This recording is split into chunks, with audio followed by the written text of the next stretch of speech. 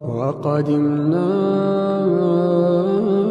إلى ما عملوا. الحمد لله رب العالمين والصلاة والسلام على رسول الأمين وعلى آله وأصحابه أجمعين.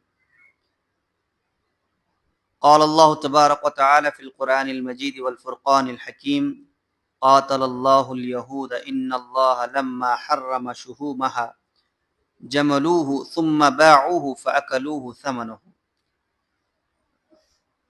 الحمدللہ آج کی ہماری تراویح مکمل ہوئی. آج تراویح میں جن آیتوں کو ہم نے سماعت فرمایا انہی آیت میں سے ایک آیت کا تذکرہ میں نے آپ لوگوں کے سامنے پڑھا. اس آیت کے اندر اللہ رب العالمین کا فرمان ہے کہ قاتل اللہ الیہود ان اللہ لما حرم شحومها جملوه ثم باعوه فاکلوه ثمنه، کہ اللہ تعالیٰ یہود کو برباد کرے جب ان کے لیے چربیوں کو حرام کیا گیا تو انہوں نے انہیں پگھلایا اور پھر ان کی قیمت کھائی. یا ایسے ہی ہے جیسے آج کل کئی مسلمان خود شراب نہیں پیتے اور خنزیر کا گوشت نہیں کھاتے، لیکن کافروں کو یہ چیزیں بیچ کر کے ان کی قیمت کھاتے ہیں.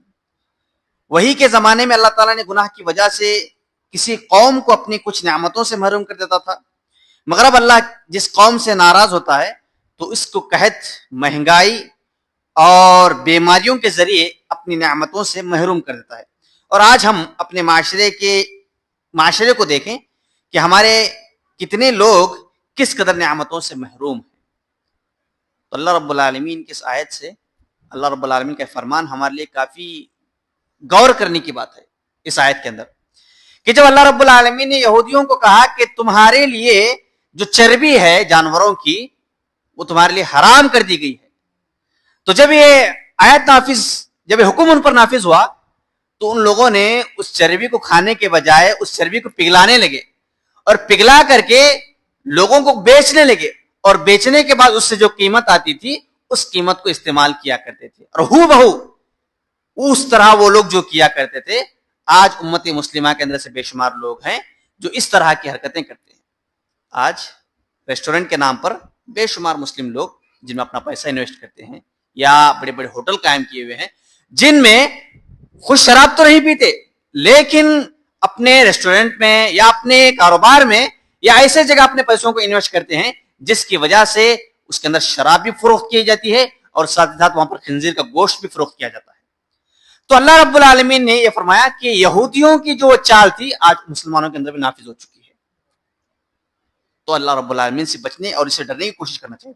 ایسے موقع پر اللہ رب العالمین نے فرمایا کہ جب اس طرح کے ماحول، اس طرح کے حالات جب مسلمانوں کے اندر آ جائیں گے تو ہم انہیں سب سے پہلے قحط سالی کا شکار کر دیں گے. قحط سالی سے مراد بارش کو مکمل طور پر روک دیں گے، یا ہوگی بھی بارش تو نفع بخش بارش نہیں ہوگی، نفع بخش بارش بھی نہیں ہوگی. تو اللہ رب العالمین نے کہا کہ جب ایسی عادتیں یا ایسی بیماریاں کسی قوم میں یا کسی سماج میں رائج ہو جاتی ہیں تو ہم ان قوم میں قحط سالی کو عام کر دیتے ہیں، بارش کو روک دیتے ہیں. اور بارش بھی ہوتی ہے تو نفع بخش بارش نہیں ہوتی. اور ساتھ ہی ساتھ جو نعمتیں ہمیں انہیں عطا کی ہیں، چاہے وہ مال و دولت کی شکل میں ہو یا صحت کی شکل میں ہو یا سکون و اطمینان کی شکل میں ہو، وہ ہم ان سے چھین لیتے ہیں اور ان پر ایسے لوگوں پر مسلط کر دیتے ہیں جو انہیں ہمیشہ تنگ کرتے ہیں اور انہیں پریشان کرتے ہوئے نظر آتے ہیں.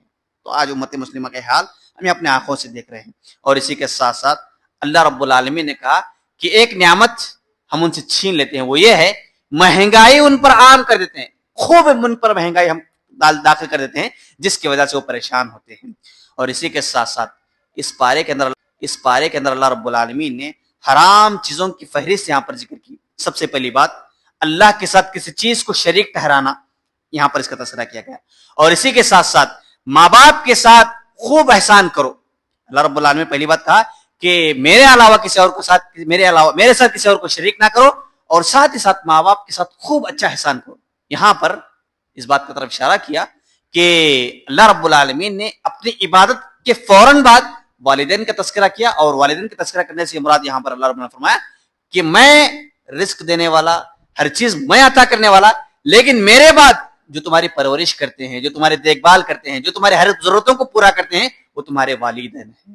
تو تم پر یہ فرض بنتا ہے کہ میری عبادت میں کسی کو شریک نہ کرنے کے بعد تمہارا دوسرا جو سب سے اہم کام ہے اپنے والدین کے ساتھ احسان ہے. احسان کے اندر ساری چیزیں آ گئی, ان کے ساتھ حسن سلوک, ان کے ساتھ اچھا برتاؤ, ان سے عزت سے بات کرنا, ان کے ساتھ نرمی سے بات کرنا, انہیں جھڑکنا نہیں, انہیں تکلیف نہیں پہنچانا, یا جتنے بھی گناہ کے کام ہیں, جتنے بھی تکلیف کے کام ہیں, وہ سارے کے سارے ماں باپ سے اپنے آپ کو دور کر دینا ہے. تو محترم سامعین کرام, لیکن آج امت مسلمہ کا ایک بہت بڑا طبقہ اپنے والدین کی ناقدری میں کھویا ہوا ہے. اور اسی کے ساتھ ساتھ اللہ رب العالمین نے اس بارے میں فرمایا کہ اپنی اولاد کو بھوک مری کی وجہ سے قتل نہ کرو. کیوں؟ کہ ہم بھی تمہیں بھی روزی دیتے ہیں اور انہیں بھی روزی دیتے ہیں. جیسا کہ آج معاشرے کے اندر بہت سارے لوگ افلاق کے ڈر سے, یعنی مفلسی کے ڈر سے, بھوک مری کی ڈر سے اپنے اولاد کو ختم کر دیتے ہیں. ختم کرنے سے مراد یعنی یا تو آپریشن کے ذریعے سے اسے مکمل طور پر صفائی کر دے رہے ہیں, یا اولاد کو نہیں پیدا کرنے کی کوشش کی جا رہی ہیں. تو اللہ رب العالمین نے فرمایا کہ اپنے اولاد کو بھوک کے ڈر سے یا غربت کے ڈر سے انہیں ختم نہ کرو, کیونکہ جس طرح ہم تمہیں روزی دے رہے ہیں اس طرح انہیں بھی ہم روزی دینے والے ہیں. اور اسی کے ساتھ ساتھ اللہ رب العالمین نے اس بارے میں فرمایا کہ کسی کو ناحق قتل نہ کرو. جیسا کہ آج معاشرے کے اندر ایسی بے شمار برائیاں میں سے ایک سب سے بڑی برائی جو ناحق قتل کیا جا رہا ہے. اور اس کے ساتھ ساتھ یتیم کا مال, یتیم کے مال کے قریب تک نہ جاؤ. اللہ رب العالمین نے اس بارے میں فرمایا کہ اس کے مال کے قریب تک نہ جاؤ. یہاں تو ان کی کئی جائیداد اور ان کی زمینوں کو ہی ہڑپایا جا رہا ہے. کیوں؟ کیونکہ ان پر کوئی رہبر ان کا نہیں ہے, ان کا رہنما نہیں ہے, ان کا سرپرست نہیں ہے. اور جو سرپرست اور جو ان کے رہبر رہنما ہیں ان کے ناجائز طریقے سے ان کی پراپرٹیوں میں قبضہ کیا جا رہا ہے اور ان کے مال کو ہڑپا جا رہا ہے. تو محترم سامعین کرام, ویسے تو آیتیں اس آیت کے اندر, اس پارے کے اندر بے شمار باتیں ہیں, لیکن وقت اجازت نہیں دیتا. تو مختصر یہی ہے کہ اللہ رب العالمین سے ہر معاملے میں ڈرنا چاہیے, چاہے وہ دین کے اعتبار سے ہو یا کسی اور اعتبار سے کیوں نہ ہو.